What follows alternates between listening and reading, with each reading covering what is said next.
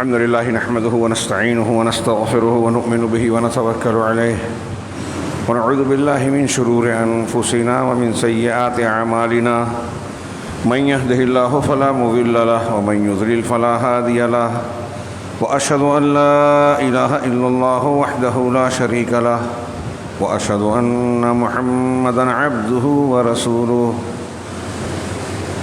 فإن خير الحديث كتاب الله وخير الهدي هدي محمد صلى الله عليه وسلم وشر الأمور محدثاتها وكل محدثة بدعة وكل بدعة ضلالة وكل ضلالة في النار. أعوذ بالله من الشيطان الرجيم. بسم الله الرحمن الرحيم. إنا فتحنا لك فتحا مبينا. وقال تعالى في نفس السورة: لقد رضي الله عن المؤمنين إذ يبايعونك تحت الشجرة فعلم ما في قلوبهم فأنزل السكينة عليهم وأثابهم فتحا قريبا. محترم حاضرین، یہ ذی قعدہ کا مہینہ جاری ہے. اسی مہینے میں سن 6 ہجری میں یعنی ہجرت کے 6 سال جناب محمد رسول اللہ صلی اللہ علیہ وسلم نے اپنے 1400 یا 1500 اصحاب کرام رضی اللہ عنہم کے ساتھ عمرے کی غرض سے مدینہ سے مکہ کی طرف سفر کیا. یہ جس سفر کے نتیجے میں حدیبیہ کے مقام پر صلح مکہ والوں کے درمیان اور مسلمانوں کے درمیان صلح قرار پائی، جسے صلح حدیبیہ کے نام سے جانا جاتا ہے. اللہ تبارک و تعالیٰ نے اس واقعے کے پس منظر میں ایک پوری مکمل سورہ نازل فرمائی. اس تناظر میں آپ جان سکتے ہیں کہ سیرت طیبہ نبی کریم صلی اللہ علیہ وسلم کی زندگی کے معاملات اور قرآن ساتھ ساتھ چلتے ہیں. اور اس واقعے میں اور سورہ فتح میں اگر آپ غور کریں تو ہماری زندگی کے لیے، مختلف زندگی کے نشیب و فراز کے لیے بہت سارے درس و عبرت ہیں. ایمانیات کے بہت سارے پہلو اور اسباق ہیں. نبی کریم صلی اللہ علیہ وسلم کا مقام، آپ کی زندگی کے مختلف پہلو، صحابہ کرام کے نبی کریم صلی اللہ علیہ وسلم، اسلام کے تعلق سے جذبات، محبت، فدائیت کا جذبہ، اللہ تبارک و تعالیٰ کی طرف سے رضامندی اور قبولیت کا سرٹیفکیٹ، اور ایسے زندگی کے نشیب و فراز میں غیر مسلموں سے تعلق قائم کرنے، زندگی کے معاملات میں کس مصلحت کو اور کب کیسے کس چیز کو ترجیح دی جائے، ایسے دروس و اسباق بھرے پڑے ہیں. خطبہ جمعہ کے مختصر سے وقت میں واقعے کا بہت ہی اختصار کے ساتھ تذکرہ کروں گا اور اس کے کچھ اسباق کا بہت زیادہ نہیں، اور چاہوں گا کہ امید کروں گا کہ آپ حضرات یا جو بھی جہاں تک آواز پہنچے اس سیرت طیبہ کے اس واقعے کو تدبر اور غور و فکر کے ساتھ ضرور مطالعہ کریں گے، اس پر اچھی طریقے سے نظر ڈالیں گے. سورہ فتح کو بھی پڑھیے اس کے ترجمے اور تفسیر کے ساتھ، اور صلح حدیبیہ کے واقعے کو خاص طور سے اس بنیاد پر کہ موجودہ حالات میں مسلمانوں کو جو مختلف قسم کے مسائل اور پریشانیاں لاحق ہیں، دوسری قوموں سے تعلقات کے سلسلے میں ہمارے یہاں بحث و نقاش چھڑا رہتا ہے. صلح حدیبیہ کے واقعے میں ہمیں اس سلسلے میں کافی کچھ روشنی اور ہدایت ملے گی. ہوا یہ کہ نبی کریم صلی اللہ علیہ وسلم نے یہ غزوہ احزاب 5 ہجری میں ہوا تھا. اس کے بعد کچھ سرائے وغیرہ ہوئے جس میں تھوڑی مقابلہ نہیں، اور غزوہ احزاب میں جہاں ساری قومیں مشرک اور منافق یہودی قومیں سب مل کر مسلمانوں کو ختم کرنے آئی تھی، اللہ تبارک و تعالیٰ نے انہیں خائب، ناکام اور شکست کے ساتھ واپس لوٹایا. اگرچہ باقاعدہ مقابلہ نہیں ہوا تھا، اور پھر جب وہ لوٹ گئے تو نبی کریم صلی اللہ علیہ وسلم نے کہا تھا کہ اب اس کے بعد، اس واقعے کے بعد کوئی دوسرا ہم پر اقدام نہیں کرے گا، حملہ نہیں کرے گا، بلکہ ہم اقدام کریں گے. بہرحال اس کے بعد کچھ سرائے ہوئے. فتح میں ہے لقد صدق اللہ رسولہ الرؤیا بالحق لتدخلن المسجد الحرام، اور آگے کی آیت پڑھیے کہ رسول نے اپنے خواب کو سچ کر دکھایا اور یہ وعدہ اللہ نے کیا کہ تم ضرور بضرور مسجد حرام باب میں داخل ہو گئے. سر کو راہ سے حج، عمرہ اور طواف کی عبادت سے محروم تھے. یہ مسلمانوں کا حق بھی تھا اور ایک عبادت بھی تھی. اور اہل مکہ جو ہجرت کر کے آئے تھے وہ مکہ کو چھوڑ کر آئے تھے ایک لمبے عرصے سے اپنے وطن اور اپنے بیت اللہ میں جو ہے زیارت نہیں کر پائے تھے. جب نبی کریم صلی اللہ علیہ وسلم نے یہ خبر سنائی، یہ بتایا کہ میں نے خواب میں ایسا ایسا دیکھا ہے، تو صحابہ جانتے تھے، ایمان رکھتے تھے کہ نبی کا خواب اللہ کی طرف سے وحی ہوتا ہے اور یہ ایسا ہونا واقع بالکل طے ہے. چنانچہ صحابہ کرام بہت خوش ہوئے. اور پھر 1 ذی القعدہ کو، ہمارا ابھی ذی القعدہ کا مہینہ چل رہا ہے، 20 تاریخ 21 تاریخ کچھ ہے، تو نبی کریم صلی اللہ علیہ وسلم وہاں سے مدینہ سے نکلتے ہیں اور ذوالحلیفہ میں آپ نے احرام باندھا، تلبیہ پکارا عمرے کا، اور آپ باقاعدہ جو جنگ کے لیے تیاری ہوتی ہے ایسی تیاری نہیں کی، بلکہ صرف میان میں ایک تلوار لی، یہ مظاہرہ کرنے کے لیے کہ ہم جنگ کرنے نہیں جا رہے ہیں بلکہ عمرہ اور زیارت بیت اللہ کے لیے جا رہے ہیں. یہاں سے جو اس وقت ہدیے کو اونٹ کے جانور پر ساتھ میں جانور بھی لیا، حالانکہ وہ حج میں ہوتا ہے لیکن عمرے میں بھی لیا، عمرے میں بھی کر سکتے ہیں، اور ان کو چیرا لگایا جو نشان لگایا جاتا ہے قربانی کے جانوروں کو، تاکہ دیکھ کر لوگوں کو معلوم ہو جائے کہ یہ قربانی کے جانور ہیں، ہدیے کے جانور ہیں. چنانچہ آپ وہاں سے نکلے اور اپنے ایک جاسوس کو جو بنو خزاعہ کے تھے، مشرک تھے، ان کو خبریں لینے کے لیے بھیجا. جب عثمان پر پہنچے تو اس جاسوس نے آ کر بتایا کہ کعب ابن لوئی نے آپ لوگوں کے مقابلے اور روکنے کے لیے، مکہ والوں کو پتہ چل گیا تھا، تو ان لوگوں کو آپ کو روکنے کے لیے جو ہے احابیش کو جو ہے جمع کر رکھا ہے تاکہ آپ کو روک دے. نبی کریم صلی اللہ علیہ وسلم نے صحابہ کرام سے مشورہ کیا، مشورہ لینا، ایک ایک چیز پر غور کیجئے. پھر آپ نے مشورہ لیا اور پوچھا کہ آپ لوگوں کی کیا رائے ہے، کیا یہ جو لوگ ہمارے راستے میں رکاوٹ بننے والے ہیں ہم ان سے مقابلہ کریں اور ان کو ضرر پہنچائیں، ان کے بچوں اور عورتوں کا معاملہ جو ہوگا، یا پھر ہم حج بیت عمرہ کے لیے جو بیت کا گھر کا ہم نے ارادہ کیا ہے اس طرف پڑھیں. تو حضرت ابوبکر صدیق رضی اللہ تعالیٰ عنہ نے کہا کہ اللہ اور رسول کو زیادہ بہتر علم ہے، آپ جو فیصلہ کریں گے ہمیں منظور ہے، لیکن اللہ کے رسول صلی اللہ علیہ وسلم ہم کسی سے جنگ کرنے کے لیے نہیں نکلے ہیں بلکہ ہم تو زیارت کے لیے، طواف اور عمرے کے لیے نکلے ہیں، لہٰذا ہم اس کام کے لیے چلتے ہیں، اب کوئی رکاوٹ بنے گا تو ہم اس سے مقابلہ کریں گے. آپ نے کہا ٹھیک ہے. پھر آپ نے مکہ جانے والے جو عام اور مشہور راستہ تھا اس سے ہٹ کر پرپیش راستوں کو، دوسرے راستے کو لیا تاکہ مقابلے کی نوبت ہی نہ آئے، اور گھاٹیوں پہاڑیوں سے ہوتے ہوئے آپ سنیہ تک پہنچے. وہاں آپ کی اونٹنی بیٹھ گئی قصوہ، لوگوں نے اس کو روکنے کی کوشش کی، آپ نے اس کو لوگوں کو سمجھایا کہ یہ ایسے ہی نہیں بیٹھتی اور نہ یہ اس کی عادت ہے. پھر آپ نے اس کو ایک ڈانٹ دی اور اٹھا. اس سے پہلے صحابہ کرام وہاں سے اٹھی اور پھر اس کے بعد جو ہے آپ حدیبیہ کے مقام تک پہنچے جو مکہ کے زیریں علاقے میں تھا. اس درمیان کے کچھ واقعات کو خالد بن ولید کچھ دستوں کو لے کر راستے میں رکے ہوئے تھے، اللہ کے رسول صلی اللہ علیہ وسلم نے وہ راستہ بھی بدل دیا. حدیبیہ کے مقام پر پہنچ کر آپ نے پڑاؤ ڈالا. اس سے پہلے ایک واقعہ ہوا کہ جہاں پڑاؤ ڈالا تھا وہاں ایک گڑھے میں تھوڑا سا پانی تھا، صحابہ نے اس کو لیا، پانی تقریباً ختم ہو گیا.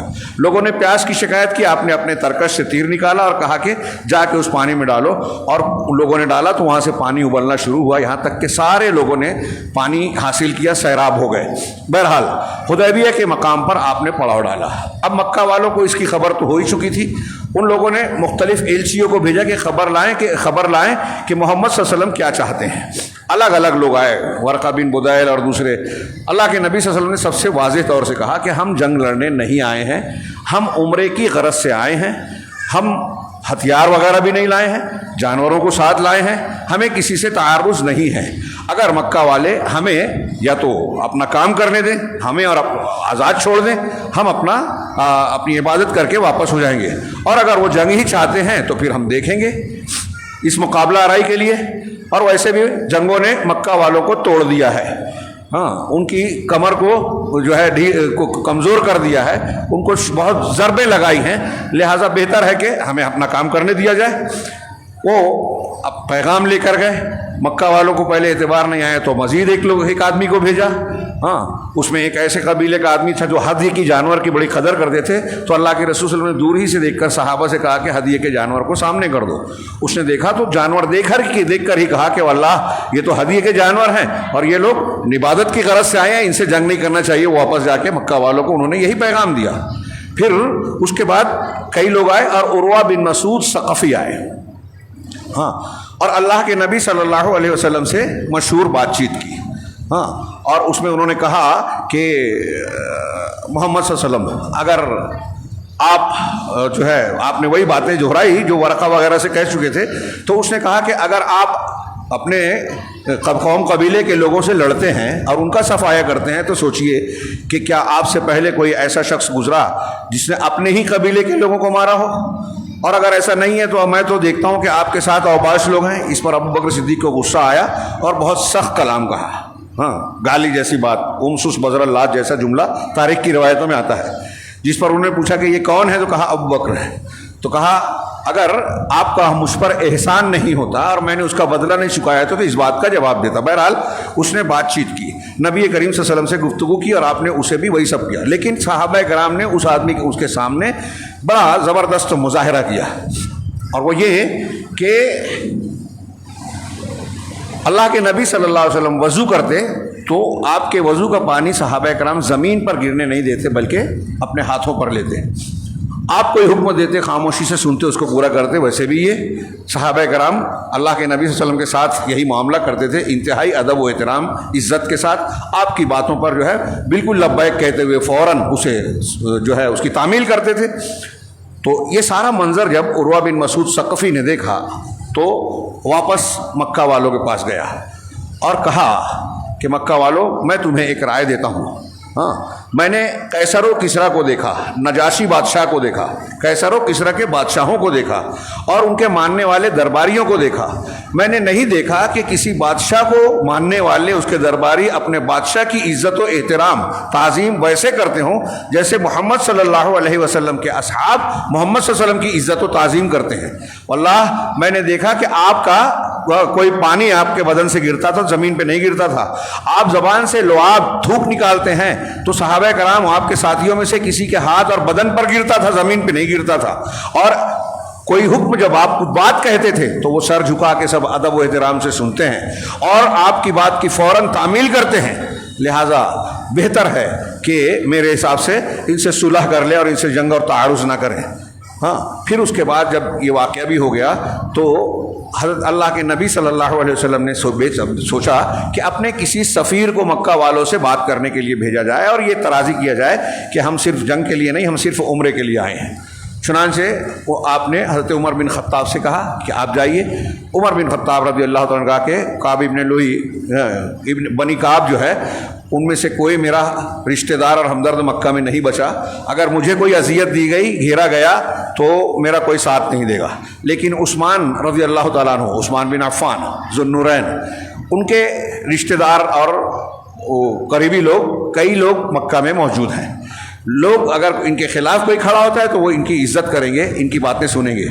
نبی کریم صلی اللہ علیہ وسلم نے حضرت عثمان کو بلایا. دیکھیے رائے مانی اللہ کے رسول صلی اللہ علیہ وسلم نے. حضرت عثمان کو بلایا اور ان سے کہا کہ مکہ کے سرداران کے پاس جاؤ اور ان تک یہ پیغام پہنچاؤ کہ ہم عمرے کے لیے آئے، جنگ کے لیے نہیں آئے، مقابلہ نہیں چاہتے. اور ساتھ ہی ساتھ تم ان کو اسلام کی دعوت دینا، انہیں اسلام کی دعوت دینا اور کہنا کہ ہم طواف کرنے والے ہیں. اس طرح کا پیغام حضرت عثمان غنی رضی اللہ تعالیٰ عنہ کے ذریعے سے بھیجا. اور آپ مکہ پہنچتے ہیں تو اس میں تفصیل ہے. اوباش لوگ کہتے ہیں کہ ٹھیک ہے تم نے اپنا پیغام دے دیا، اب جاؤ. لیکن ان کے ایک جانکار رشتہ دار سعید بن عاص، بعض روایتوں میں ابان، ان کے بیٹے ابان بن سعید بن عاص ہے، انہوں نے دیکھا تو حضرت عثمان کا استقبال کیا، اپنی سواری کو ٹھیک ٹھاک کیا اور کہا کہ اس پر سوار ہو جائیے اور آگے چلیے. ہاں، اور ان کو اپنی امان دی کہ میں تمہیں پناہ دیتا ہوں. اس کے بعد سرداران قریش کے پاس گئے، ان کو پیغام سنایا کہ اللہ کے رسول صلی اللہ علیہ وسلم کا یہ پیغام ہے.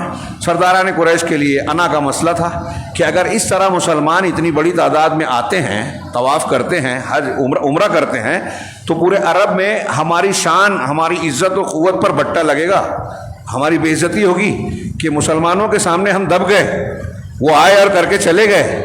لہذا انہوں نے کہا کہ ان سے کہیے کہ اس سال آپ نہیں کر سکتے عمرہ، آپ بعد میں کر سکتے ہیں عمرہ، اس سال آپ واپس لوٹ جائیں.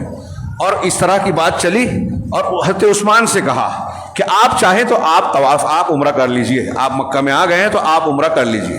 حضرت عثمان غنی نے کہا کہ اللہ کی قسم، اللہ کی قسم، اگر میں یہاں سال بھر بھی رہوں، اللہ کے رسول صلی اللہ علیہ وسلم حدیبیہ پر رہیں، تو جب تک آپ طواف اور عمرہ نہیں کریں گے میں نہیں کر سکتا.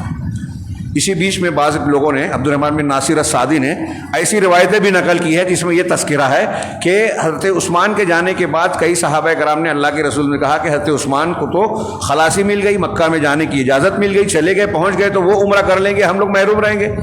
حضرت اللہ کے رسول نے کہا کہ مجھے اس بات کا پورا گمان ہے کہ عثمان جب تک ہم یہاں ٹھہرے رہیں، محبوس رہیں گے، وہ طواف اور عمرہ نہیں کریں گے۔ صحابہ نے کہا آپ کیسے کہہ سکتے؟ کہا یہ میرا خیال ہے، گمان ہے۔ اور جب حضرت عثمان بعد میں آئے اور آپ نے بتایا کہ مجھے ایسی ایسی اجازت ملی تھی لیکن میں نے یہ جواب دیا، تو صحابہ کرام نے کہا اللہ کے رسول صلی اللہ علیہ وسلم آپ ہم سے زیادہ بہتر علم والے ہیں اور ہم سے زیادہ اچھے گمان والے ہیں، آپ کی بات صحیح نکلی۔ بہرحال اس سے پہلے حضرت عثمان غنی جب وہاں رکے اور دیر ہو گئی تو مکہ میں حدیبیہ میں یہ غلط فہمی اور افواہ پھیل گئی کہ حضرت عثمان غنی رضی اللہ تعالیٰ عنہ کو شہید کر دیا گیا۔ ہاں، یہ سن کر صحابہ کرام بھی غصے میں آ گئے، اور نبی کریم صلی اللہ علیہ وسلم نے بھی صحابہ سے کہا کہ عثمان کو ناحق قتل کیا گیا ہے، ہم ان کا انتقام اور بدلہ لیں گے۔ آپ نے اپنا ایک ہاتھ بڑھایا اور کہا کہ یہ عثمان کا ہاتھ ہے، اور دوسرے ہاتھ پر سے بیعت کی اور صحابہ سے کہا بیعت لی جائے۔ حضرت عمر بن خطاب رضی اللہ تعالیٰ عنہ آپ کا ایک ہاتھ پکڑے ہوئے تھے، اور حضرت معقل ابن یسار رضی اللہ تعالیٰ عنہ نے درخت کے نیچے بیٹھے ہوئے تھے، اس درخت کی ٹہنیاں آپ سے ہٹا رکھی تھی۔ اسی درخت کے نیچے تمام صحابہ کرام جو آئے تھے جتنے تھے، ایک جد بن قیس منافق تھا، اس کے علاوہ تمام صحابہ کرام نے بیعت کی، اور اس میں سے کئی لوگوں نے موت پر بیعت کی۔ ابو سنان نے سب سے پہلے کیا رضی اللہ تعالیٰ عنہ، اور سلمہ بن اکوع رضی اللہ تعالیٰ عنہ نے شروع میں بھی کیا، درمیان میں بھی کیا، آخر میں بھی کیا، 3 مرتبہ بیعت کی موت پر۔ ہتھیار نہیں لائے تھے، نہتے تھے، لیکن اللہ کے رسول صلی اللہ علیہ وسلم نے بیعت کے لیے کہا تو جان کی بازی لگا دینے کے لیے بیعت کی قسم کھائی کہ ہم عثمان کے قتل کا بدلہ لیں گے، مقابلہ کریں گے۔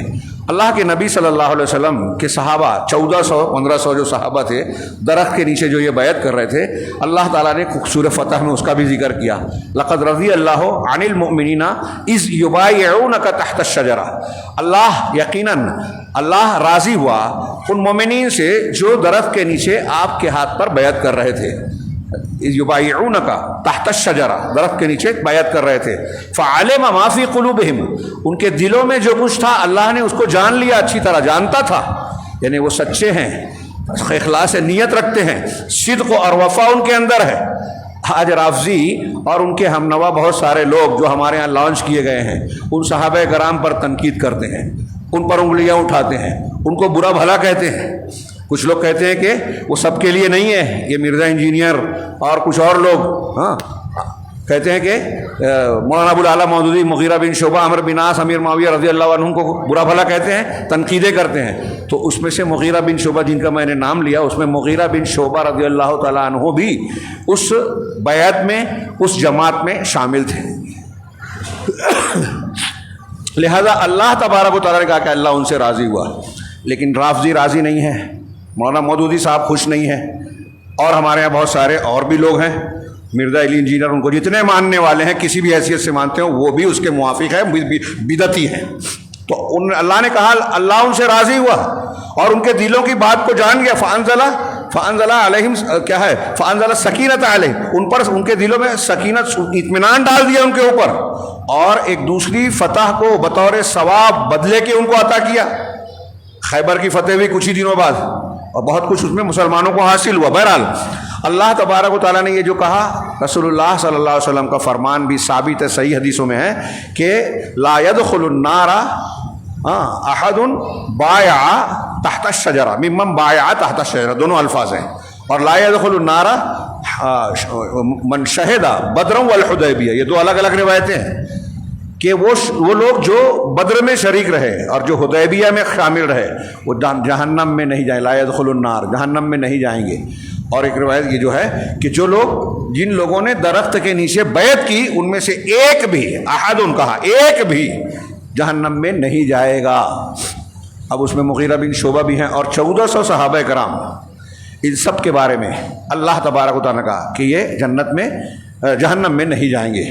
اور اللہ نے قرآن میں کہا کہ اللہ ان سے راضی ہوا، اور اس کے آگے بھی ان کی تعریف کی ہے۔ ہاں، وہ جو آخر کی آیتیں ہیں، ہاں، محمد رسول اللہ والذین آمنوا معه اشداء علی الکفار رحماء بینہم تراہم رکعا سجدا یبتغون فضلا من اللہ۔ پورا ترجمہ اور تشریح کا موقع نہیں ہے، اس میں بتایا کہ مسلمانوں کی ظاہری حالت کیا ہے۔ انہوں دیکھو گے تو رکوع اور سجدہ کرتے ہیں، ظاہر میں عبادت کرتے ہیں، اور یبتغون فضلا من اللہ و رضوانہ، اللہ کا فضل اور رضوان چاہتے ہیں۔ اور اس سے سب سے پہلے کہا اشداء علی الکفار رحماء بینہم، کفار پر سخت ہیں، آپس میں نرم ہیں۔ آج ہمارے مسلمان مرزا انجینئر کو، رافضیوں کو سن کر مسلمانوں کو برا بھلا کہہ رہے ہیں، توحید والوں کو برا کہہ رہے ہیں، رافضیوں کو اچھا بول رہے ہیں، صحابہ پر تنقید کرتے ہیں، خامنہئی اور خمینی کو اچھا بول رہے ہیں، جو صحابہ کے دشمن ہیں، قرآن کو نہیں مانتے۔ یہ خامنہئی جو مر گیا بھی، یہ بولتا تھا کہ حج جو ہے سیاسی اجتماع ہے، دینی عبادت نہیں ہے، اور اس کی اور بھی بہت ساری بکواس شریعت کے خلاف ہے، ہم اس کی تعریف کر رہے ہیں۔ یہ میں ہوائی بات نہیں کہہ رہا ہوں، ثبوت موجود ہیں، آج کی دنیا میں کوئی یہ چیزیں مشکل نہیں ہے معلوم کرنا۔ بہرحال اللہ تبارک و تعالیٰ نے ان سب سے رضامندی کا اعلان کیا، اللہ کے رسول صلی اللہ علیہ وسلم نے بشارت سنائی کہ ان میں سے کوئی جہنم میں نہیں جائے گا۔ جب مسلمانوں نے یہ بیعت کی، ہاں، اس درمیان ایک واقعہ اور پیش آیا تھا کہ 80 یا کچھ اور لوگ مکہ کے جو ہے وہ انہوں نے رات کے اندھیرے میں حملہ کرنے کی کوشش کی، اور جو صحابہ کرام محافظت نگرانی کر رہے تھے انہوں نے گرفتار کیا۔ اس کا بھی تذکرہ قرآن میں کیا، اللہ تعالیٰ نے ان کے ہاتھ کو تم سے ان کو بچا لیا، روک لیا، ان کو سب کو پکڑ لیا، لیکن مسلمانوں نے چھوڑ دیا۔ پھر یہ واقعہ پیش آیا، مکہ والوں کو جب پتہ چلا کہ ایسا ہوا ہے تو ان کے دل میں خوف اور ڈر پیدا ہوا کہ جنگ ہو سکتی ہے۔ اگرچہ مسلمان جنگ کی تیاری سے نہیں آئے ہیں، لیکن جان کی بازی لگانے پہ راضی ہو گئے ہیں۔ تب انہوں نے سہیل بن عمرو کو بھیجا کہ جا کے محمد صلی اللہ علیہ وسلم سے صلح کی باتیں کریں۔ چنانچہ سہیل آئے، آپ نے دور سے ہی دیکھ کر سہیل کے نام سے فال لیا۔ فال خیر جائز ہے، لیکن یہ عقیدے کی بنیاد پر نہیں ہے، ہاں، عقیدہ اگر ہو تو ناجائز ہے شگون لینا۔ بہرحال اللہ کے نبی صلی اللہ علیہ وسلم نے کہا کہ یہ سہیل آ رہے ہیں، انشاءاللہ سہل معاملہ ہوگا، یعنی آسان ہوگا۔ وہ آئے اور انہوں نے گفتگو کی۔ اس سے پہلے جو عروہ جب آئے تھے تو اللہ کے نبی صلی اللہ علیہ وسلم سے بات کرتے ہوئے بار بار اپنا ہاتھ رسول اللہ علیہ وسلم کی داڑھی کی طرف بڑھاتے تھے، روایتوں میں کہ بار مرتبہ داڑھی پکڑ بھی لی۔ تو آپ کے سر کے پاس مغیرہ بن شعبہ رضی اللہ عنہ، جن سے کچھ لوگ ناراض ہیں، وہ کھڑے تھے، ہاتھ میں تلوار تھی، وہ تلوار کے دستے سے اس کا ہاتھ مارتے اور کہتے تھے اپنا ہاتھ رسول اللہ صلی اللہ علیہ وسلم سے دور رکھو، ورنہ تمہارے پاس تمہارا ہاتھ لوٹ نہیں پائے گا۔ چہرے پر جو ہے خود لگی ہوئی تھی، تو اس نے پوچھا دوسری تیسری مرتبہ کہ کون ہے؟ کہا مغیرہ، ان کے بھتیجے ہی تھے۔ تو کہا کہ تمہاری وجہ سے میں پریشان رہا، ان سے کچھ قتل ہوا تھا، قتل کرنے کے بعد مال لے کے حضرت مغیرہ بن شعبہ مدینہ چلے گئے اور مسلمان ہوئے تھے۔ تو اللہ کے رسول نے کہا تھا تمہارا اسلام میں قبول کرتا ہوں، لیکن تمہارے اس عمل سے بری ہوں۔ تو وہ کفر کی حالت میں بہرحال کیا گیا تھا، تو انہوں نے اسی کا حوالہ دیا کہ میں تمہاری وجہ سے دوڑ دھوپ کرتا رہا۔ احسان وہ جو بھی تھا احسان تھا، رشتہ داری تھی، لیکن اللہ کے رسول صلی اللہ علیہ وسلم کے ساتھ بدتمیزی برداشت نہیں تھی صحابہ کرام کو۔ بہرحال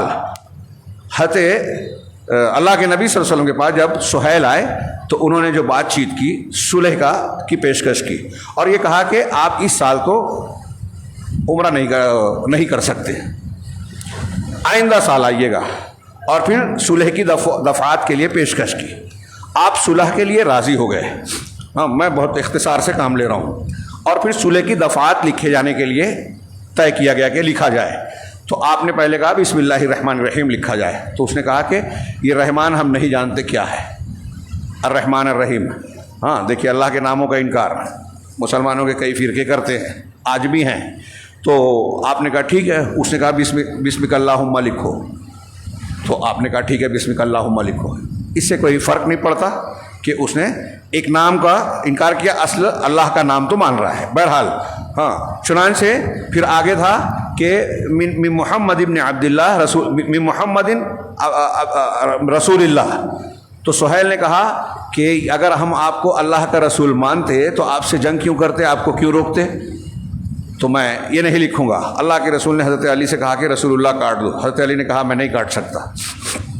آپ نے پوچھا کہاں ہے، آپ نے اپنے ہاتھ سے کاٹا اور کہا میں محمد ابن عبداللہ، محمد بن عبداللہ کی طرف سے، اور مکہ والوں کا پھر ذکر کیا، اور پھر اس میں کم و بیش 10 بنود دفعات لکھی گئی. اس میں ایک یہ کہ اس سال نہیں آپ آئندہ سال کریں گے. ایک یہ کہ 10 سال تک مسلمانوں اور مکہ والوں کے بیچ میں جنگ نہیں ہوگی. ایک یہ تھی کہ جو لوگ اس معاہدے کے تحت مسلمانوں کے ساتھ جو قبیلے جڑنا چاہتے ہیں جڑ سکتے ہیں, جو مکہ والوں کے ساتھ جڑنا چاہتے ہیں جڑ سکتے ہیں. تو بعد میں بنو خزاعہ جو پرانے حلیف بنو ہاشم کے تھے وہ اللہ کے رسولوں کے ساتھ جڑے. مشرک قبیلہ مسلمانوں سے حلیف بن گیا. آج ہمارے یہاں لوگ فتویٰ دینے لگیں گے ارے ان سے تعلق ہے. بہرحال مشرک قبیلہ بنا بنو کنانہ مکہ والوں کے ساتھ تھے. بعد میں انہی کے اندر جنگ ہوئی اور یہ عہد و پیمان مکہ والوں کی طرف سے ٹوٹا جب انہوں نے معاہدے کے خلاف بنو کنانہ کا ساتھ دے کے بنو خزاعہ کے لوگوں پر حملہ کیا. بعد کی بات ہے. تو اللہ کے نبی یہ تھا. اور اس میں جو ایک شرط تھی کہ ایک تو اس سال نہ کرنے والا جو صحابہ کرام کو گوارا نہیں تھی. دوسرے یہ تھی کہ اگر کوئی شخص مسلمانوں میں سے مرتد ہو کر اسلام کو چھوڑ کر ہمارے دین پر آتا ہے اور مکہ واپس لوٹتا ہے تو ہم اسے اپنے یہاں رکھیں گے, نہیں لوٹائیں گے. اور اگر کوئی ہمارا آدمی مشرک کافر مکہ والا مسلمان ہو کر مسلمانوں کے پاس جاتا ہے تو اس کو مسلمانوں کو واپس کرنا ہوگا. یہ جب شرط آئی تو نبی کریم صلی اللہ علیہ وسلم نے اسے بھی منظور کر لیا. اس پر کئی مسلمان جو ہے بڑے غضبناک, خاص طور سے حضرت عمر کو یہ بالکل پسند نہیں آئی. اور بہت سارے صحابہ تھے کہ یہ تو دب کر معاملہ کرنا ہوا. بہرحال اس پر تھوڑا جذبز ہوئے اور جو شرائط طے ہوئی تھی اس میں ابھی لکھا ہی جا رہا تھا, باقاعدہ دستخط اور وہ طے شدہ معاملہ نہیں ہوا کہ اسی بیچ اسی سہیل کے بیٹے ابو جندل زنجیروں میں جکڑے ہوئے گھسٹ کر آ کے اپنے آپ کو مسلمانوں کے سامنے ڈال دیا. یہ مکہ والوں کی قید سے بھاگ کر آئے تھے اور پیچھے پیچھے لوگ آئے تھے. تو سہیل جو ان کے باپ تھے اس نے رسول اللہ صلی اللہ علیہ وسلم سے کہا کہ یہ پہلا معاملہ ہے جو میں ان کے بارے میں آپ سے کرنا چاہتا ہوں کہ آپ کو اس صلح کے مطابق اسے لوٹانا ہوگا. آپ نے کہا کہ ابھی تو صلح طے نہیں ہوئی ہے, پوری نہیں ہوئی ہے, لہٰذا اس کے معاملے کو اس سے الگ رکھا جائے. تو سہیل نے کہا کہ اللہ کی قسم اگر یہ آپ نے نہیں لوٹایا تو میں صلح نہیں کروں گا. آپ نے کہا ٹھیک ہے, اس کے بعد اس کو میرے لیے چھوڑ دو. کہا نہیں چھوڑ سکتا. کہا دیکھو غور کر لو. کہا بالکل نہیں. آپ نے کہا ٹھیک ہے. سہیل کو ابو جندل کو آپ نے تسلی دی کہ تم جو ہے صبر کرو, اللہ تبارک و تعالیٰ عنقریب کشادگی دے گا. حضرت عثمان کو جو بھیجا تھا تو ان کو بھی یہ پیغام دیا تھا کہ وہاں جو چھپے تھوڑے موڑے کمزور مسلمان مرد اور عورتیں ہیں ان کو بھی تم پہنچ کر یہ خوشخبری دے دینا کہ عنقریب اللہ تبارک و تعالیٰ تمہیں قوت دینے والا ہے, غلبہ دینے والا ہے, مکہ میں مسلمانوں کی فتح ہوگی اور غلبہ ہو جائے گا. تو بہرحال اللہ کے رسول نے ابو جندل کو تسلی دی اور پھر سہیل نے ان کا کرتا پکڑ کے کالر پکڑ کے انہیں مشرکین کی طرف کیا. لوگ انہیں لے جا رہے تھے, کھینچ کے لے جا رہے تھے. حضرت عمر اچھل کر ابو جندل کے بغل میں آ گئے. وہ چیختے رہے کہ مسلمانوں کیا مجھے مشرکین کی طرف لوٹا دیے جائے گا؟ اگر میں ان کے پاس پھر سے چلا گیا تو وہ مجھے میرے دین کے سلسلے میں فتنے میں ڈال دیں گے. مسلمانوں کو برداشت نہیں ہوا. لیکن حضرت عمر بغل میں آئے اور کہا کہ ابو جندل تم فکر مت کرو, ہم مسلمان ہیں, یہ مشرک ہیں, ان کے خون گندے ہیں, کتے کا خون ہے. حضرت عمر ساتھ چلتے ہوئے یہ بات کہہ رہے تھے. بعد میں وہ کہتے تھے کہ میں دراصل ان کے ساتھ اس لیے چل رہا تھا کہ اپنی تلوار آگے بڑھا رہا تھا. ابھی صلح مکمل نہیں ہوئی تھی. میں چاہتا تھا کہ ابو جندل, ہم نہیں کر سکتے تھے, ابو جندل میری تلوار لے کے اپنے باپ کا کام تمام کر دیں, لیکن اپنے باپ کے سلسلے میں انہوں نے بخل سے کام لیا. بہرحال یہ معاہدہ طے ہو گیا. اس میں ظاہر میں دکھنے والی بات جو تھی کہ مسلمان یا اللہ کے نبی صلی اللہ علیہ وسلم دب کر رہے ہیں ایسا لگتا تھا. لیکن اگر غور کیجئے ان بنود پر, ان پر غور کیجئے, یہ جو جس میں یہ ہے کہ مسلمان کوئی ہو کر آتا ہے تو ہم لے لیں گے, واپس نہیں لوٹائیں گے, آپ کو لوٹانا ہوگا. اور کوئی مسلمان مرتد ہو کر آتا ہے تو ہم نہیں لوٹائیں گے. اس کو قبول کرنے میں گویا ایک طریقے کی بات یہ تھی, ایک فائدے کی بات, کہ مسلمانوں کو اس بات پر یقین ہے کہ کوئی آدمی اگر اسلام قبول کرتا ہے تو وہ واپس نہیں جائے گا. ہمارا سماج مضبوط ہے, استقامت رکھتا ہے. یہ مسلمانوں کی استقامت اور خود پر بھروسہ ہے. جب آپ جھوٹ اور سچ کی بات چلتی ہے اور کوئی آدمی ثبوت دینے کے لیے تیار نہیں ہوتا کہ بھائی یہ ہے تو سی سی ٹی وی کو فوٹیج دے دو, نہیں دے رہا ہے الیکشن کمیشن, تو لوگوں کو شک ہوتا ہے کہ یہ جھوٹ بول رہے ہیں. سچ ہوتا تو بتا دیتے. تو ایسا ہی یہاں معاملہ ہے کہ آپ نے کہا ٹھیک ہے, تو گویا ہمیں یقین ہے کہ کوئی شخص ایسا نہیں ہوگا. اور مکہ والے یہ کہہ رہے لوٹا دینا، مطلب انہیں یقین ہے کہ ہمارا دین چھوڑ کے لوگ جائیں گے، اور ایسا ہوا بھی. ہاں تو اس میں ایک طریقے کے خود اعتمادی، بھروسہ اور ایمان کی قوت کا اعتراف تھا انہیں بھی انہیں بھی.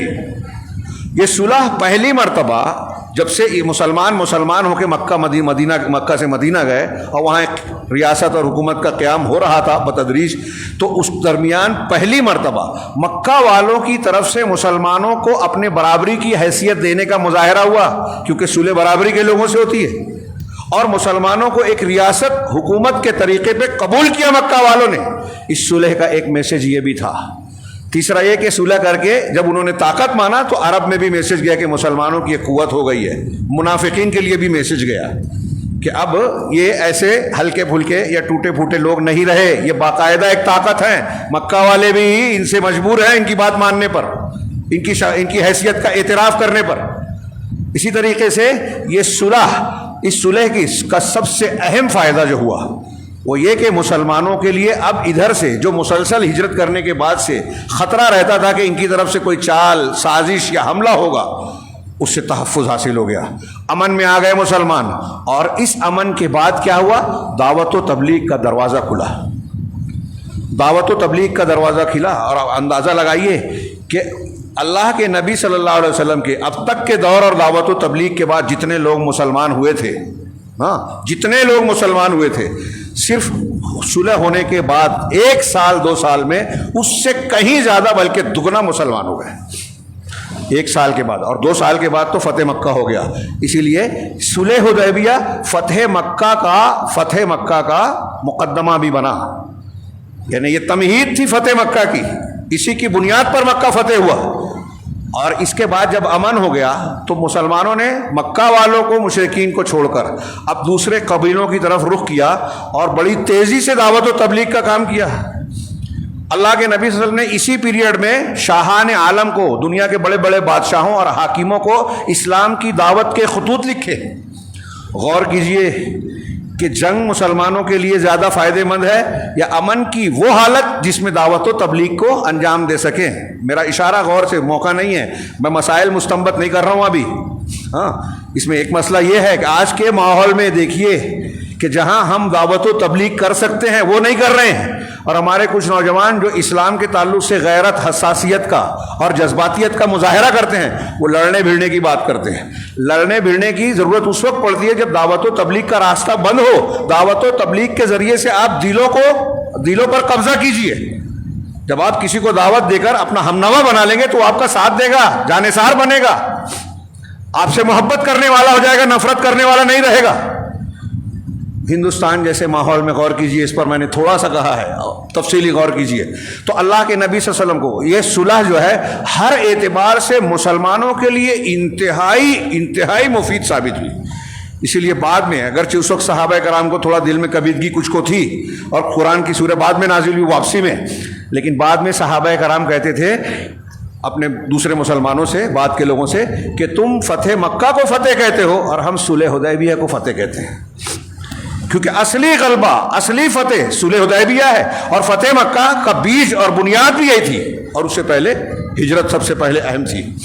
تو بہرحال اس واقعے کے بعد جب صلح ہو گئی تو اللہ کے نبی صلی اللہ علیہ وسلم نے گویا صحابہ کرام سے یہ جو باتیں کہی، جو مرد آئے تھے ابو جندل کو تو لوٹانا پڑا، کچھ عورتیں آئیں، عورتوں کی جماعت آئی، وہ اسلام قبول کر کے ان کے گھر والوں نے کہا کہ صلح کے مطابق آپ ہمیں لوٹائیے، تو اللہ کے رسول نے کہا انہیں نہیں لوٹا سکتا، کیونکہ صلح کی دفعات میں جو الفاظ استعمال کیے گئے تھے کہ اگر ہم میں سے کوئی مرد، کوئی آدمی، رجلن کا لفظ تھا، مسلمان ہو کر آئے گا تو تم کو لوٹانا ہوگا. تو کہا کہ اس میں مردوں کا ذکر ہے، عورتوں کا ذکر نہیں ہے، اس لیے ان کو نہیں لوٹا سکتے. اور اس سے سورہ ممتحنہ کی جو آیتیں ہیں جس میں ہے کہ جب کوئی عورتیں مسلمان ہو کر ہجرت کر کے آپ کے پاس آئیں تو پہلے ان کا امتحان لے لو اور اس بات کی بیعت لے لو. ان آیتوں کو، اس آیت کو اسی سلسلے، انہیں عورتوں کے سلسلے میں نازل کیا گیا. بہرحال اللہ کے نبی صلی اللہ علیہ وسلم نے عورتوں کو نہیں لوٹایا. اس کے بعد اللہ کے نبی صلی اللہ علیہ وسلم ابھی جو ہے صحابہ سے کہتے ہیں کہ ٹھیک ہے، تم اپنے جانوروں کو قربان کر لو، ہدیے کو قربان کر لو اور اپنے بالوں کو یہیں منڈا لو. یعنی جو طواف کرنے کے بعد طواف زیارہ وغیرہ جو ہوتا ہے عمرے میں حج میں، اس کے بعد جو عمل ہوتا ہے ہاں سعی بین صفا و مروا، اللہ کے رسول نے کہا کہ یہی کر لو. ہاں اگرچہ یہی کیا گیا لیکن اس کو عمرہ حدیبیہ کہا جاتا ہے. اللہ کے رسول نے 4 عمرے کیے اور بعض روایتوں میں کہ چاروں ذوالقعدہ میں، کچھ اور بھی مہینہ بتاتے ہیں لیکن صحیح اور راجح یہی بات ہے. ہاں اور یہ حدیبیہ کا واقعہ بھی صحیح روایت کے مطابق ذوالقعدہ میں ہوا، روایتیں اس کی تائید کرتی ہے. بہرحال اللہ کے نبی صلی اللہ علیہ وسلم نے کہا کہ بال منڈالو، جانور ذبح کر دو. تو صحابہ کرام نے سنا ہی نہیں، خاموش بیٹھے رہے. آپ نے 3 مرتبہ یہ بات کہی، کسی نے عمل نہیں کیا. پھر آپ حضرت ام سلمہ کے پاس گئے. اس سفر میں ازواج مطہرات میں سے آپ کے ساتھ ام سلمہ تھی. آپ ہر سفر میں قرآن اندازی کر کے امہات المومنین میں سے ایک کو لیتے تھے. آپ نے ام سلمہ رضی اللہ تعالیٰ عنہ سے کہا کہ میں نے صحابہ سے یہ کہا، تو انہوں نے کوئی رد عمل نہیں کیا. تو حضرت ام سلمہ نے کہا کہ اللہ کے رسول وہ غمزدہ ہیں، کیا آپ چاہتے ہیں کہ صحابہ ایسا کرے؟ کہا ہاں. تو کہا آپ کسی سے کچھ مت کہیے اور لوگوں کے سامنے جا کے اپنے جانور کو قربان کر دیجئے، ذبح کر دیجئے. نبی کریم صلی اللہ علیہ وسلم دیکھیے، ایک خاتون ہے، گھر کی عورت، کتنا بہترین مشورہ دیتی ہیں. عورتوں کو حقیر اور ہلکا نہیں سمجھنا چاہیے. ہاں اور عورتیں اگر دیندار ہوں تو ذہین بھی ہوتی ہیں اور بہتر سے بہتر مشورہ بھی دے سکتی ہیں. حضرت ام سلمہ نے مشورہ دیا. اللہ کے نبی صلی اللہ علیہ وسلم آئے اور آپ نے اپنا جانور ذبح کیا. صحابہ نے جب دیکھا تو دیکھتے ہی فوراً اپنے اپنے جانوروں کو لیا. ایک ایک اونٹ میں 7 اور 10 لوگ شریک ہوئے. ہاں گائے بیل میں بھی ایسے ہی شریک ہوئے. چنانچہ اللہ کے نبی صلی اللہ علیہ وسلم نے جب کیا تو صحابہ نے بھی کیا. اس حالت میں صحابہ انتہائی غمزدہ تھے.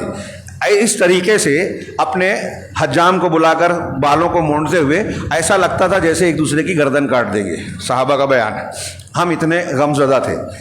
اب دیکھیے کہ یہاں اللہ کے نبی صلی اللہ علیہ وسلم نے کہا، صحابہ نے نہیں کیا، جبکہ آپ کے کہنے پر وہ گردن کٹوا دیتے تھے. تو یہ کیوں نہیں کیا؟ کیا اللہ کے رسول کی نافرمانی ہماری طرح تھے؟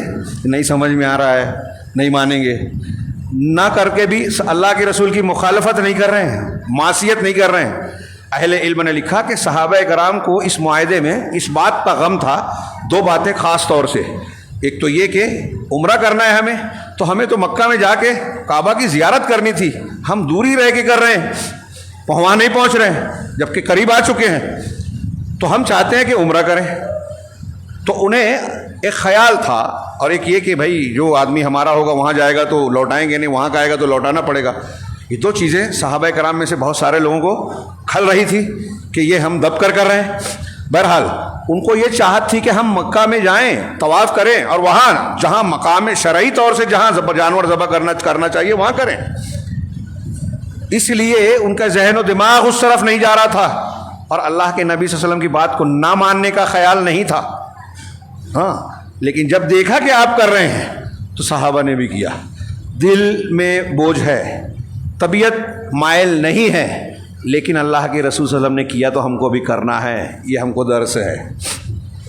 داڑھی ہمیں اچھی نہیں لگتی، سنت رسول ہے، شعار دین ہے، سنت نہیں بلکہ فرض ہے. ہاں سنت بمانا طریقہ ہے، ہمیں رکھنا ہے. فلاں حکم اللہ کے رسول نے دیا ہے.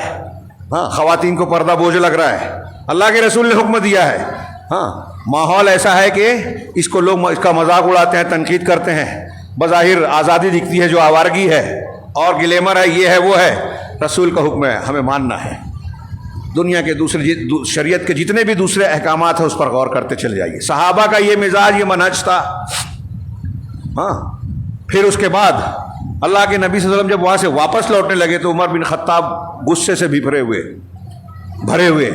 نبی صلی اللہ علیہ وسلم کے پاس آتے ہیں اور آپ سے کہتے ہیں اللہ کے رسول کیا ہم حق پر اور یہ لوگ باطل پر نہیں ہیں؟ اللہ کے رسول نے کہا کیوں نہیں، ایسا ہی ہے. تو کہا اللہ کے رسول کیا ہمارے مقتولین اور شہداء جنت میں اور ان کے مقتولین جہنم میں نہیں ہیں؟ کہا ہاں صحیح بات ہے. پھر اسلام اور مسلمانوں کے تعلق سے ہم اس طرح دباؤ قبول کر کے اس طرح غلط ان کے صلح ان کی شرائط کو کیسے منظور کر سکتے ہیں؟ اس طرح دباؤ کیسے قبول کر سکتے ہیں؟ تو نبی کریم صلی اللہ علیہ وسلم نے جواب دیا کہ عمر فاروق خطاب کے بیٹے، میں اللہ کا رسول ہوں، انا رسول اللہ، انی رسول اللہ ہے ولا اعصی ہے، میں اللہ کا رسول ہوں اور میں اس کی نافرمانی نہیں کر سکتا. اس کا مطلب یہ اللہ کا حکم تھا، اللہ کا اختیار تھا. اور یہی وجہ ہے کہ عام جنگ اور سارے معاملے میں اللہ کے رسول مشورہ کرتے تھے. مشورہ شریعت کا ایک حصہ ہے, مشورے کی تعلیم. لیکن جہاں اللہ کا حکم آ گیا وہاں مشورہ نہیں کرنا ہے. صحابہ کو ناگوار تھا, اللہ کے رسول صلی اللہ علیہ وسلم نے اللہ کی بات مانی. اس سے یہ پتہ چلا کہ اگر اللہ کا حکم آ جائے تو اس امر میں مشورہ نہیں کرنا ہے کسی سے نہیں. جہاں اللہ کا اختیار ہے کہ ہمیں تمہیں یہ کرنا ہے, وہاں ہمارا کوئی اختیار نہیں ہے. تو اللہ کے رسول نے کہا کہ میں اللہ کا رسول ہوں اور میں اس کی نافرمانی نہیں کر سکتا. اور اللہ کے نبی صلی اللہ علیہ وسلم نے آگے کہا کہ اللہ مجھے ضائع نہیں کرے گا. ہاں پھر حضرت عمر نے کہا کہ اللہ کے رسول, آپ نے ہم سے یہ کہا تھا نا کہ ہم سب لوگ عمرے کے لیے آئیں گے, آپ بیت اللہ تشریف لائیں گے اور اس کا طواف اور عمرہ کریں گے, کیا آپ نے یہ نہیں کہا تھا؟ تو انہوں نے کہا کہ ہاں میں نے کہا تھا. اللہ کے نبی صلی اللہ علیہ وسلم نے جواب دیا کہ ہاں میں نے کہا تھا, لیکن کیا میں نے یہ کہا تھا کہ ہم اسی سال کرنے والے ہیں؟ کہا نہیں, یہ تو نہیں کہا تھا. تو کہا بس یہ یقین رکھو کہ ہم عمرہ کریں گے, اس سال چاہے نہ کریں لیکن ہم کریں گے. اور بعد میں کیا. حضرت عمر وہاں سے اسی حالت میں ابوبکر صدیق کے پاس آئے اور ابوبکر صدیق سے بھی یہی سوالات کیے, کیا ہم حق پر اور وہ باطل پر نہیں ہیں؟ کیا ہمارے مقتولین جنت میں, ان کے مقتولین جہنم میں نہیں ہیں؟ ہاں پھر ہم یہ دب کر کیوں کر رہے ہیں؟ حضرت ابوبکر صدیق نے بالکل, آپ پڑھیے سیرت میں, وہی جواب دیا جو اللہ کے رسول صلی اللہ علیہ وسلم نے جواب دیا تھا. اور آخر میں اتنا بڑھا دیا کہ عمر بن خطاب, ہاں اللہ کے نبی صلی اللہ علیہ وسلم کا دامن پکڑے رہیے. ہاں مجھے اللہ کی قسم اس بات کا یقین ہے کہ آپ حق پر ہیں, اور آپ حق پر ہیں اس لیے دامن پکڑے رہیے. یہ اضافہ کیا اور کہا کہ اللہ کے نبی صلی اللہ علیہ وسلم نے جو فیصلہ کیا بالکل صحیح کیا. ہاں بعد میں اس سے حضرت ابوبکر صدیق کی ذہنی قوت اور گہری بصیرت اور اعلیٰ مقام محسوس ہوتا ہے. اب اس کے بعد کچھ ہی دیر بعد جب لوٹ رہے تھے تو راستے میں سورہ فتح نازل ہوئی. انا فتحنا لکا فتحا مبینہ. یہ اللہ کہہ رہا ہے یقیناً ہم نے آپ کو کھلی فتح مبینہ, کھلی ہوئی کھلم کھلا فتح عطا کی, جس کو حضرت عمر اور بعض صحابہ سمجھ رہے تھے کہ دب کر کیا گیا معاہدہ ہے, صلح ہے. اللہ تعالیٰ نے کہا کہ کھلی فتح نازل کی. اور پھر آگے پوری سورہ پڑھ جائیے. اللہ کے نبی صلی اللہ علیہ وسلم پر جب نازل ہوئی تو آپ نے سب سے پہلے عمر بن خطاب کو بلایا. اندازہ لگائیے, یہ صحابہ کرام کی فضیلت, جنت کی بشارت پہلے ہی مل چکی ہے, اور تھوڑی سی ناراضگی تو اللہ کے رسول کو حضرت عمر کے اس فکر کا اندیشہ بھی تھا. صحابہ کرام نے جتنی باتیں کی تھی, جتنا کام کیا تھا, سب کو اسلام اور مسلمانوں کی فکر تھی, ان کی عزت کا خیال تھا. رسول اللہ صلی اللہ علیہ وسلم یا اللہ کی مخالفت کسی کے دل میں کہیں نہیں تھی, اور اس ناگواری کے باوجود سب اللہ اور رسول کی بات مان رہے. یہ اہم ہے, یہ ہمارے لیے سبق ہے. ہم کو کوئی چیز ناگوار لگتی ہے, مسجد چھوڑ دیتے ہیں, جماعت چھوڑ دیتے ہیں, کام چھوڑ دیتے ہیں, دین کا کام نہیں کریں گے. ہاں تو دین کا کام آپ نہیں کریں گے تو اللہ کا اور اس کے دین کا کچھ نقصان ہوگا, آپ کا نقصان ہوگا.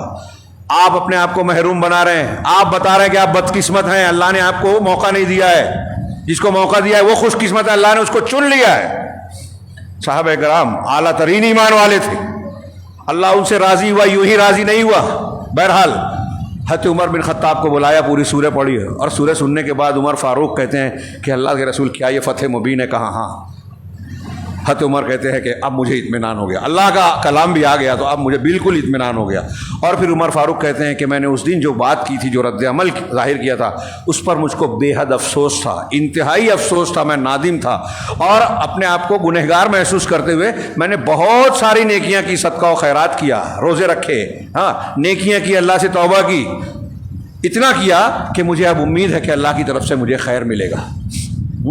اللہ کے نبی صلی اللہ علیہ وسلم لوٹے. پھر اس واقعے کے بعد, صلح کے بعد, جو ابو بصیر بھاگ کر گئے, 2 لوگ لانے گئے, ان کا جو واقعہ ہوا, وہ لوٹے, راستے میں ایک کی تلوار لے کے ایک کو مارا اور ایک بھاگا. پھر اب آپ وہاں پہنچے, اللہ کے رسول نے کہا کہ تم فتنے میں ڈالو گے, تو وہ سمجھ گئے کہ آپ پھر لوٹا دیں گے, تو جا کے ساحل کے پاس پڑاؤ ڈالے. پھر مکہ کے جو لوگ جاتے گئے ان کے ساتھ ہوتے گئے, تجارتی قافلوں کو جانے نہیں دیتے تھے, تو مکہ والوں نے بعد میں خود ہی کہا کہ یہ معاہدے کی شرط ختم کر کے آپ اپنے پاس ان کو بلا لیجیے. اور پھر اور واقعات ہوئے, فتح خیبر ہوئی وغیرہ وغیرہ, جو مسلمان ہوئے.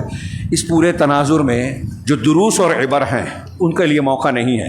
میں نے بیچ میں 2-4 باتیں بیان کی. اس میں صحابہ کرام کا مقام, جنت کی بشارت, ان کی فدائیت, ان کا شوق شہادت, اللہ اور اس کے رسول سے محبت, دل کے نہ چاہتے ہوئے بھی اللہ اور اس کے رسول کی بات کے سامنے سر جھکا دینا, اور سب سے اہم جو موجودہ حالات میں ایک پہلو رکھتا ہے کہ اللہ کے نبی صلی اللہ علیہ وسلم کی سیرت کے تعلق سے اللہ تبارک و تعالیٰ کی نگرانی کے ساتھ یہ غور کرنے کی بات ہے کہ جب آج کے ماحول میں کچھ ایسے واقعات ہوتے ہیں کہ مسلمان کے اندر جو جوش ہوتا ہے، جذبہ ہوتا ہے، اس کی بنیاد پر وہ یہ سمجھتا ہے کہ مسلمانوں کی عزت اس میں ہے، حملہ کر دو، بدلہ لے لو، ایسا کر دو، ایسا کر دو۔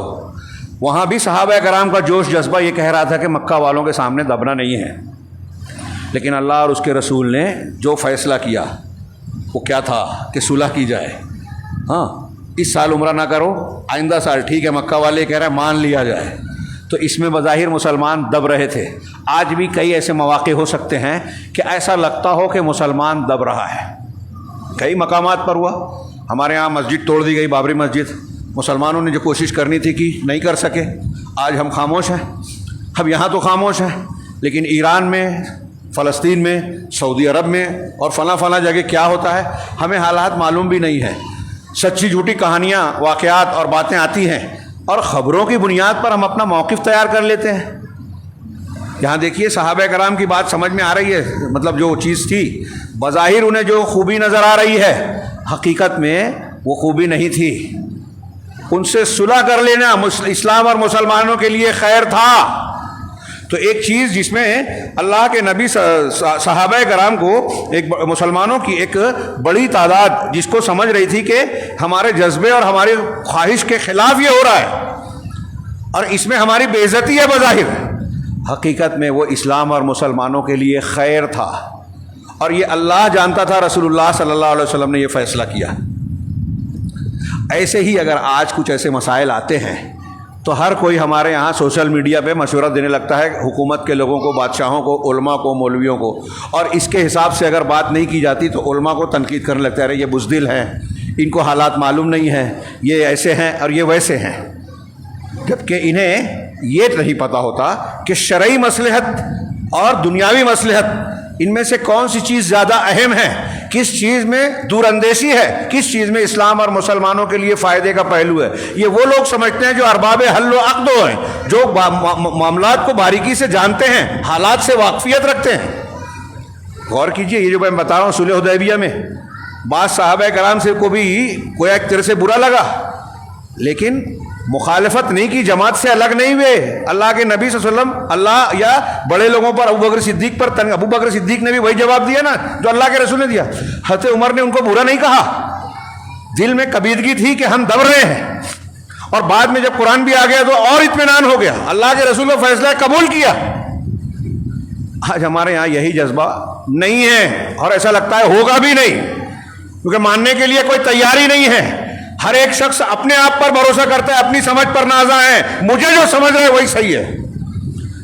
لہذا علماء ایک بات کہہ رہے، جماعت کہہ رہے، نہیں ماننے کو تیار ہے۔ ایک آدمی بدعتی ہے، رافضی ہے، مسلمانوں کا، صحابہ کا دشمن ہے اندر سے، اس کی تقریر آپ کو اچھی لگتی ہے، آپ کے جذبے کے مطابق آپ کو لگتی ہے کہ ہمیں انتقام لینا چاہیے، وہ یہ بات کہہ رہا ہے، جذباتی باتیں کر رہا ہے، تو آپ علماء کی نہیں مانتے، اہل توحید کی دشمنی کرتے ہیں، صحابہ کو پر تنقید کرنے والوں کی موافقت کرتے ہیں، آپ بدعتیوں کے ساتھ بدعتی بنتے ہیں۔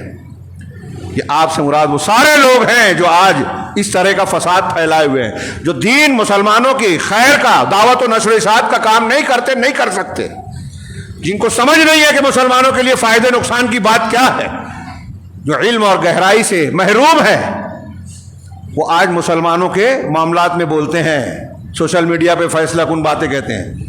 ہاں، یہ روائے بزا کا بولنا ہے جو حدیث میں قیامت کی نشانیوں میں سے کہ مسلمانوں کے معاملات میں عام لوگ بات کریں گے، روائے بزا کا لفظ ہے حدیث میں۔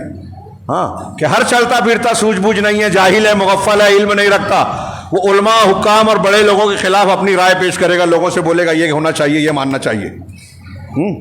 اسی سے جوڑ کر، ہاں، اس کو انہوں نے بڑے بہترین اور تفصیل سے لکھا ہے، میں نے بہت شارٹ میں بیان کیا۔ اس کے علاوہ دوسرا پہلو یہ کہ اگر کہیں ہمیں کوئی چیز نظر آ رہا ہے کہ یہ اللہ کا اختیار کیا ہوا ہے، یہ ہمارے سمجھ میں آتا ہے، اسی سے جوڑ کے دیکھیے، تو ہمیشہ اللہ کی اور رسول کی اختیار کی ہوئی چیز کو ترجیح دینا چاہیے۔ اس کے مقابلے میں ہماری عقل، ہمارا استنباط، ہمارا غور و فکر اور دنیاوی مصلحت کا لحاظ کرنا شرعی مصلحت کے مقابلے میں، یہ انسان کو نقصان دے سکتا ہے۔ اب یہاں اسی صلح کے معاملے میں دیکھیے، جو صحابہ کرام سمجھ رہے تھے کہ مسلمان دب رہے ہیں اور اس طریقے سے مشرکین کی شرطوں کو قبول نہیں کرنا چاہیے، ہاں، جو ایسا سمجھ رہے تھے، اگر صحابہ کرام اس طبقے اور ان کے اس رجحان کی بنیاد پر معاملہ ہوتا تو صلح ہوتی کیا؟ صلح حدیبیہ نہیں ہوتی، اور نتیجے کے طور پر وہ سارے نتائج سامنے نہیں آتے جو صلح حدیبیہ کی شکل کے ہونے کے بعد آئے، جس سے مسلمانوں کی آنکھیں ٹھنڈی ہوئی، اسلام اور مسلمانوں کو قوت ملی، ترقی ملی۔ مکہ فتح ہوا 2 سال کے بعد ہی، ہاں، اس مکہ میں جہاں یہ لوگ بیٹھ کر فیصلہ کر رہے ہیں کہ آپ اس سال نہیں آئیں گے، اس مکہ میں جہاں 6 سال پہلے، حدیبیہ سے 6 سال پہلے اللہ کے رسول صلی اللہ علیہ وسلم اور حضرت ابوبکر صدیق کے لیے اعلان کیا گیا کہ جو ان میں سے ایک ان کو زندہ یا مردہ لائے گا تو ایک ایک کے بدلے میں 100 اونٹ انعام دیا جائے گا۔ اللہ کے رسول ہم کو قتل کرنے کی کوشش کر رہے ہیں، جو اسی مکہ میں 2 سال کے بعد، حدیبیہ کے 2 سال کے بعد اللہ کے رسول فاتحانہ داخل ہو رہے ہیں، اور یہ جو اعلان کرنے والے تھے رسول اللہ صلی اللہ علیہ وسلم کے سامنے جو ہے مجرمین کی طرح کھڑے ہیں، آپ اشارہ کر دیں تو گردن کٹ جائے۔ آپ نے معافی دی، الگ بات ہے، کچھ لوگوں کو، چند لوگوں کو، 9 لوگوں کو جو ہے سزا سنائی کہ ان کو جہاں ملے، کعبہ میں بھی ملے تو مار دو، کیونکہ وہ جنگی مجرم ہیں، انہوں نے بہت کچھ شرارتیں کی تھی۔ تو خیر، یہاں غور کیجئے کہ صحابہ کرام کا اگر اختیار جو لوگ ناگوار سمجھ رہے تھے وہ چلتا تو یہ صلح نہیں ہوتی۔ اللہ کا فیصلہ ہوا، اور یہی وہ بات بھی آ گئی کہ مشورہ مشروع ہے۔ آپ نے اس پورے واقعے میں کئی جگہ، حدیبیہ کے پورے سفر میں کئی جگہ مشورہ کیا صحابہ سے، یہاں مشورہ نہیں کیا، بلکہ حضرت عمر کہہ رہے ہیں تو کہا میں اللہ کا رسول ہوں اور اس کی نافرمانی نہیں کروں گا، یعنی یہ اللہ کا اختیار ہے، اللہ کا فیصلہ ہے جو میں نے اختیار کیا، اور جب اللہ کا فیصلہ ہے تو نبی نہیں ہٹ سکتا اور مسلمان بھی نہیں ہٹ سکتے، نہیں ہٹنا چاہیے۔ تو اللہ تبارک و تعالیٰ کے مطابق، فیصلے کے مطابق اگر ہم چلیں گے، یہ سبق لیجئے، دھیان سے غور کیجئے، پھر سے جا کے پڑھیے گا، خطبہ جمعہ میں بہت کم بات ہو پاتی ہے۔ اگر اللہ تعالیٰ کے فیصلوں کو ہم اپنی زندگی میں اختیار کریں گے، ہم کو سمجھ میں نہیں آ رہا ہے، ہمیں لگ رہا ہے کہ ہم کمزور پڑ رہے ہیں، جیسے اب گھر کے معاملے میں 2 بھائیوں کا جھگڑا ہے حصے بکرے کا، آپ کو ایک عالم مفتی معتبر دلیل کے ساتھ بتائے کہ اللہ کا یہ فیصلہ ہے، مان لیجئے، آپ کو دبنا پڑے۔ آپ کو گالی دی تھی آپ کے بھائی نے، صحیح میں نقصان پہنچایا تھا، آپ اس سے ناراض ہیں، حقیقت میں نقصان پہنچایا، ہاں، آپ کا قطع تعلق ہے اس سے، اللہ اور رسول کہہ رہے ہیں کہ جو آپ سے کٹے آپ اس سے جڑو، آپ اس کو معاف کر دو، خذ العفو، معافی کو اختیار کرو، وامر بالعرف۔ رات کو میں نے اس پہ لمبا چوڑا درس دیا نیا پورا مسجد میں، اس آیت کے ضمن میں، ہاں، بڑی شاندار تعلیم۔ تو معاف کا کس کو معاف کرنا ہے؟ جس نے غلطی کی ہے۔ اب آپ کا رشتہ کٹا ہے، اب اللہ کہہ رہا ہے معاف کر دو، مل لو، اور کہتے ہیں اگر میں جاؤں تو میں تو چھوٹا پڑ جاؤں گا، وہ سمجھے گا کہ میری غلطی ہے، جبھی تو معافی مانگ رہا ہے، تو کبھی معافی نہیں مانگتے، جوڑتے ہی نہیں اپنے آپ کو۔ جوڑ لیجئے، وہ کہے گا کہ دب گیا، مان لیجئے، ٹھیک ہے، وہ کہنے دو اس کو، آپ کی انا کو ٹھیس پہنچے گی، تبھی تو یہ مان رہے ہیں آپ کہ ہاں اللہ بڑا ہے، میں بڑا نہیں ہوں، لیکن آپ کہتے ہیں نہیں میں کیسے جھکوں گا، تو آپ کہہ رہے ہیں میں بڑا ہوں، اللہ بڑا نہیں ہے۔ تو اللہ کی بات مان لیجئے، ابھی آپ کو لگ رہا ہے کہ آپ دب رہے ہیں، جھک رہے ہیں، لکھ لیجئے کہ اگر آپ ایسا کریں گے تو اللہ آپ کو عزت دے گا، بڑا پن دے گا، آپ کو اونچا بنائے گا، ترقی دے گا۔ لیکن ہمارا پورا سماج اس گندگی میں سڑ رہا ہے، اس کا اس سے جھگڑا ہے، وہ اس سے ناراض ہے، اس کا اس سے رشتہ کٹا ہوا ہے، بھائی بھائی کا رشتہ کٹا ہوا ہے، کوئی ایک دوسرے کو ماننے کے لیے، قبول کرنے کے لیے، معاف کرنے کے لیے تیار ہی نہیں ہے۔ اللہ کی بات نہیں مان رہے، ہمارا اختیار ہم مانیں گے۔ صحابہ کرام کے صلح حدیبیہ کے واقعے میں دیکھیے کہ اللہ کا اختیار ہے تو ہم قبول کر رہے ہیں، ہمیں نہیں گوارا ہے، پھر بھی نہیں گوارا ہے، پھر بھی قربانی کر دی۔ اللہ کے رسول نے کیا تو ہم کو بھی کرنا ہے، دل نہیں چاہ رہا ہے، نہیں مان رہا ہے، پھر بھی کرنا ہے۔ عمر فاروق کو نہیں سمجھ میں آ رہا ہے، لیکن اللہ کے رسول کا فیصلہ ہے، اللہ نے فتح مبین کا قبول کر لیا، ہم نہیں قبول کرتے۔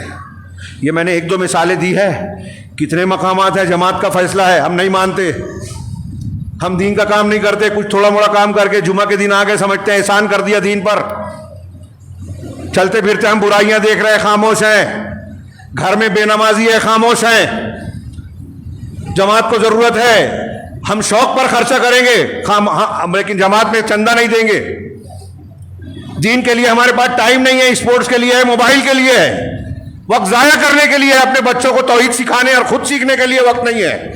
ہماری بچیاں مرتد ہو رہی ہے, ہمارے گلے پیشانی پہ بل نہیں آتا, اور پھر مارے کاٹے جاتے ہیں تو کہتے ہیں اس کی غلطی ہے, علماء کی غلطی ہے, ذمہ داروں کی مسلم حکومتوں کی غلطی ہے, آپ کی غلطی ہے, میری غلطی ہے کہ ہم اپنا حق ادا نہیں کرتے. ہماری جو سمجھ میں آ رہا ہے وہ کرتے ہیں, اللہ اور رسول جو کہتے ہیں نہیں کرتے. جب ہم وہ نہیں کرتے ہیں, نہیں مانتے ہیں, نہ عقیدے میں, نہ ایمان میں, نہ عبادات میں, نہ معاملات اور ایک دوسرے کے حقوق کے ادا کرنے میں, حقدار کو حق نہیں دیتے, وراثت کو صحیح طریقے سے تقسیم نہیں کرتے, سود بیاج حرام کاموں سے روکتے نہیں ہیں اپنے آپ کو, رشتہ داریوں کو نبھاتے نہیں ہیں, درگزر نہیں کرتے, تو اللہ ہمیں درگزر کیوں کرے گا؟ بندوں کو ہم جب معاف نہیں کرتے تو اللہ ہمیں کیوں معاف کرے گا؟ ہم اللہ کی رحمت اور نصرت کے تقاضوں کو پورا نہیں کرتے تو ہمیں اللہ کی مدد کیوں ملے گی؟ ہمارے گھروں پر بلڈوزر چلیں گے, ہماری بستیوں پر اسرائیل کے اور فلاں کے بم گریں گے, ہمارے درمیان رافضیوں جیسے لوگوں کو تسلط اور دخول ملے گا. اہل سنت کو چھوڑ کر لوگ بدعتیوں کا ساتھ دیں گے, اور بدعتیوں کو طاقت ملے گی تو مسلمانوں کی اینٹ سے اینٹ بجائیں گے, اسلام بدلیں گے, اہل سنت کو ماریں گے. ہمارے یہاں کتنی جہالت ہے. علماء سلف کہتے تھے ایک نہیں 10 20 ملیں گے, بلکہ 50, کہ یہود و نصارہ سے زیادہ خطرناک بدعتی ہیں, اور روافض اس میں انتہائی شدید ہے مسلمانوں کے خلاف. آج ہم لوگ کہتے ہیں, ہمارے یہاں مولوی اور علماء اور خاص لوگ کہتے ہیں کہ وہ لا الہ الا اللہ تو کہتے ہیں نا, وہ مسلمان تو نہیں ہے. میں کفر کا فتویٰ نہیں دے رہا ہوں, وہ اس طرح کے مسلمان نہیں ہے جس کی بنیاد پر ولا اور برا اختیار کی جائے. بدعتی کا راستہ بدل دینے کی تعلیم ہے, اس کی بات نہ سننے کی تعلیم ہے. ہمارے سلف کہتے تھے کہ ان کو اس طرح مجبور کرو راستہ, اس کے جنازے میں شریک نہ ہو, اس کا ساتھ مت دو. اگر آپ کسی بدعتی کی تعظیم کرتے ہیں تو آپ اسلام کو گرانے میں مددگار بن رہے ہیں. فضیل ابن عیاض کہتے ہیں اگر کسی بدعتی کو اپنی لڑکی دے رہے ہیں تو آپ اپنی بچی کے ساتھ دشمنی کر رہے ہیں. یہ فضیل بن عیاض کہتے ہیں. ایسے بہت سے اقوال ہیں. تو بہرحال اس میں ہم کو یہ سبق ملتا ہے کہ ہم اپنے اختیار اور پسند کو چھوڑ کر اللہ کا اختیار اور پسند اختیار کرتے ہیں تو ہم کو انجام اچھا ملے گا, اسلام اور مسلمانوں کو عزت ملے گی, ترقی ملے گی, فائدے ملیں گے. لیکن کون اسلام اور مسلمانوں کا فائدہ دیکھتا ہے؟ عہدے کی لالچ ہے تو ہم منہج کو, دین کو روند دیتے ہیں, کسی کی بے عزتی کر رہے ہیں, اپنے آپ کو بڑا بنانے کے لیے دوسروں کو بے عزت کر رہے ہیں, الزام تراشی کر رہے ہیں, سازشیں کر رہے ہیں, لوگوں کی عزتوں سے کھیل رہے ہیں, صحیح یا غلط. اگر میرے اندر, آپ کے اندر, فلاں کے اندر کوئی عیب ہے تو ہم شہر میں جماعت کے لوگوں کو جا کے بتائیں, لوگوں کو دور کرنے کے لیے لوگوں کو بتائیں. آج ہمارے یہاں ہوتا ہے اور لوگ ساتھ دینے والے مل جاتے ہیں. یہ دین نہیں ہے. آپ دیندار نہیں ہیں, آپ دین نہیں جانتے اگر آپ اس طرح کے کردار رکھتے ہیں. دین سمجھیے. یہ جو حدیبیہ کا واقعہ ہے, سیرت طیبہ کا ایک روشن باب ہے. کاش وقت ہوتا, بہت زیادہ ہو گیا, میں معافی چاہتا ہوں. تو میں یہیں ختم کرتا ہوں, حالانکہ ایک دو بات بہت اہم تھی. اس میں جو دوسرے دروس ہیں انشاءاللہ پھر کبھی باتیں ہوگی, اور میں امید کرتا ہوں کہ اس کا مطالعہ کریں گے. لیکن بنیادی طور سے اس میں یہ معلوم ہوتا ہے کہ اللہ اور اس کے رسول صلی اللہ علیہ وسلم کی اطاعت, اتباع, اور آپ کی باتوں کو اپنی چاہت, اپنی عقل, اپنی رائے کے مقابلے میں مان لینا ہماری دنیا کا بھی فائدہ پہنچانے والا ہے اور آخرت کا بھی. صحابہ کرام کا یہی مزاج تھا. اللہ تبارک و تعالیٰ سے دعا ہے کہ وہ ہمیں دین کی صحیح تعلیمات کو سمجھنے اور اس پر عمل کرنے کی توفیق عطا فرمائے, اور اس کی برکت سے دنیا اور آخرت میں کامیابی سے نوازے. اقول قولی ھذا واستغفر اللہ لکم صلی اللہ علیہ نبینا محمد. بارک اللہ لنا ولکم فی القرآن المجید ونفعنا وإياکم بآیات و ذکر الحکیم انہ تعالی جواد کریم رب حلیم.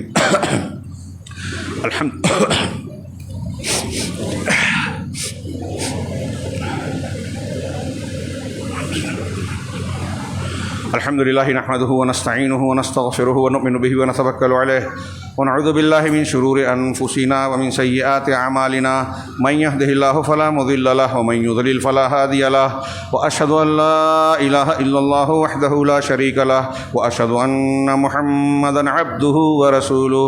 أما بعد فأعوذ بالله السميع العليم من الشيطان الرجيم. بسم الله الرحمن الرحيم. إن الله وملائكته يصلون على النبي يا أيها الذين آمنوا صلوا عليه وسلموا تسليما. اللهم صل على محمد وعلى آل محمد كما صليت على إبراهيم وعلى آل إبراهيم إنك حميد مجيد.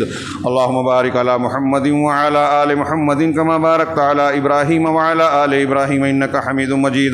عباد الله رحمني ورحمكم الله, إن الله يأمر بالعدل والإحسان وإيتاء ذي القربى وينهى عن الفحشاء والمنكر والبغي يعظكم یعظکم لعلکم تذکرون اذکروا اللہ یذکرکم وادعوہ یستجب لکم ولذکر اللہ تعالی اعلی وجل وامو اکبر.